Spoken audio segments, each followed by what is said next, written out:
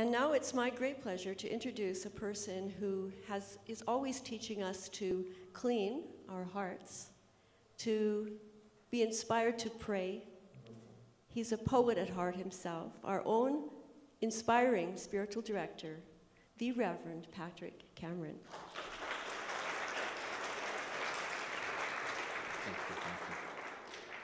Thank you, Reverend Catherine. Well, good morning. So let's sing a song, say a prayer. Not that we haven't been singing and praying. Good morning. If you'd like to stand with me and sing, that would be lovely. And if you'd like to stay seated, that's good too.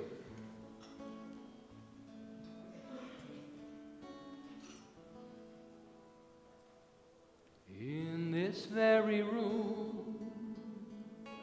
there's quite enough love for all the world. And in this very room, there's quite enough joy for all the world. And there's quite enough love and quite enough power to walk through our every fear. For Spirit,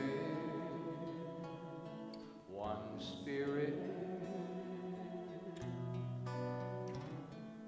is in this very room, in this very room,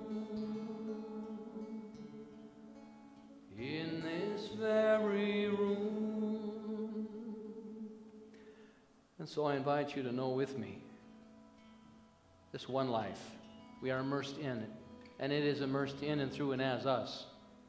And so I give thanks this day for that awareness, for that recognition, and knowing that as I choose it, it chooses me, and that vibration of the Most High is in and through and as all that I am, open, receptive, vulnerable, and standing grounded in the courage of the truth of who I am, whose I am. So I know every good thing necessary for each and every one of us to experience in this moment and each moment hereafter is divinely guided, received, acknowledged, and used with a meaningful and powerful way in our own lives. At whatever level, but it is all good and it is all God, and we are giving birth to this consciousness moment by moment, day by day. And so I just celebrate this activity. I celebrate the beauty of this moment, this gathering, this beautiful day that is a gift. So in great gratitude, bubbling over in gratitude and appreciation for all the teachers, mentors, and love that has brought us together this day, I give thanks. And knowing that continues to amplify and reveal itself in an even greater way in our experiences, my knowing and my offering. And with this said, I give thanks, releasing these words, and together we say, and so it is. Please be seated. Thank you. Thank you for standing with me in that. Thank you, Brian. So Brian is filling in, and well, all our musicians for Brown and Sue, and they're traveling. They're and it's a wonderful thing to watch people's lives unfold and opportunities. You know, we are a launching pad, and so you'll see there's a fluidity to what we do, because we really want, you know, part of the mandate for our movement and our organization is touching and impacting 100 million lives. And so the opportunities to take some of our gifts and our consciousness and talent out into the world is something that I think that we can continue to explore.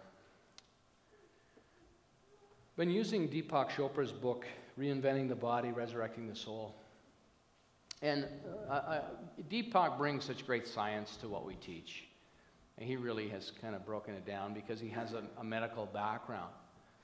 And I wanted to share, I had an experience this week. I was working on putting up a fence. Not here, we've got a fence to go up here, but our men's group is working on that, and we don't want to take away from that opportunity. So our men's group fence here is in its third year of construction, and eventually we will bring it home, I know. No wine before it's time. It's been interesting to watch, and being a carpenter, it's everything I can do to walk by once in a while, not just want to grab a hammer and a nail, but It's all good. I take a deep breath and it passes, I'm telling you. But I was working on a fence with a young man, and I don't see him here today, but he was an employee of someone that is a member of our center. And he didn't have any background of who I was, but 19 years old, just full of life and energy, and the most colorful vocabulary I've heard in years. And through the whole thing, through the whole experience of working with him, it was interesting to listen, because what he had was a running commentary, and everything that came to mind for him, he expressed. And over a period of time, I would kind of coach him and say, as you do that, we lose concentration. Because really, when you work together, there's sort of an energy. And so something would go wrong, and he would do a little editorial on that, and what the problem, and I just kept kind of pulling him back, saying, but the thing is, when we break like that, we lose our energy. And it's just a flow. So I didn't, without a whole lot of preaching, and a lot of times I just kept quiet, and I kept calling him back to what we were doing. But at the end, I said to him, when we get this thing done, it's going to look beautiful. We're going to look at it, it'll be true and strong and straight. And at the end, when we got there, I said, now look down that line, what we've done. It's a beautiful thing. But it was interesting, because his practice was one of frustration, and life's a battle, and he went on and on about a variety of things. And it was such an amazing reminder to me of a lot of what my life looked like when I was 19 years old as well. So with that in mind, I want to share a story that I found when I got home last night. Actually, I told Laura, it was an interesting day, but about midnight last night, I heard this distinctive knock. And I woke up and I thought, who's knocking on the door? And many times I'll have that experience, so I thought, okay, it's time to get up. So I got up and I went down and I began to put some pieces together to share with you today. And then about 2, I went back to bed. But I found this story the knock brought me to this story. And it says, let it come to you. The quote that begins this is from Irene Manton. Nature cannot be forced, but only loved into visibility. Nature cannot be forced, only loved into visibility. Maureen O'Hara, the former president of the Saybrook Institute, tells how her mentor changed her life with a simple, gentle, clear instruction. She was studying biology at the University of Leeds with Irene Manton, the first female to ever use an electron microscope. After 4 days of trying to see a cell, Maureen, frustrated, cursed the bloody thing. And Dr. Manton put her hand on Maureen's shoulder and offered a place of practiced wonder. Oh, Maureen, you won't see it if you hate it. You won't see it if you hate it. You will only see it if you love it. Then it will come to you. Let it come to you. Isn't that interesting? The vibration of love, and it was so interesting having this experience with this wonderful young man who I just fell in love with this guy that was working with me. But it was just it was that whole energetic of frustration and battle. Life's a battle. And then I found this story last night in the wee hours when the knock came. You will only see it if you love it, and then it will come to you. Let it come to you. Such a gentle, profound lesson. It is not enough to recognize the larger order. We must love it. We must not just look at it, but appreciate it, move toward it. Move toward it with awe. And then that awe emits its own gravity, which pulls everything into view.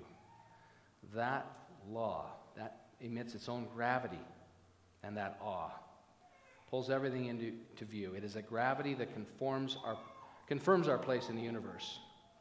This is why sincerity, curiosity, and gratitude are such strong, compelling tools of the heart. Sincerity, curiosity, and gratitude are such strong, compelling tools of the heart, which, when inhabited, bring us back into the web of life where we can feel how everything is connected. We know that. I mean, that's why we're here. But I think it's so much fun to come together and be reminded of that, because it's easy to forget. It's easy to forget that we are all connected. We're connected to those little ones that are singing us. That's our future choir going out the door right now, going in the back.